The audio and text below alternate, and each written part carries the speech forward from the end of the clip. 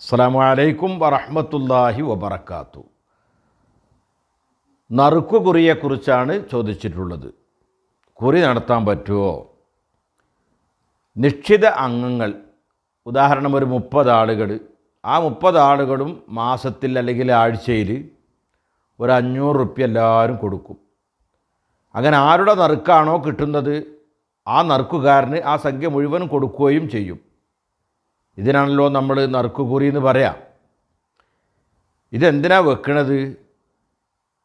തുടർച്ചയായിട്ട് ആ സംഖ്യകളെല്ലാം നമുക്ക് ഒന്നായിട്ട് സ്വരൂപിച്ച് കിട്ടാനുള്ളൊരു മാർഗമാണ് ഈ പരിപാടി. അതിന് വേണ്ടിയാണല്ലോ ചെയ്യണത്.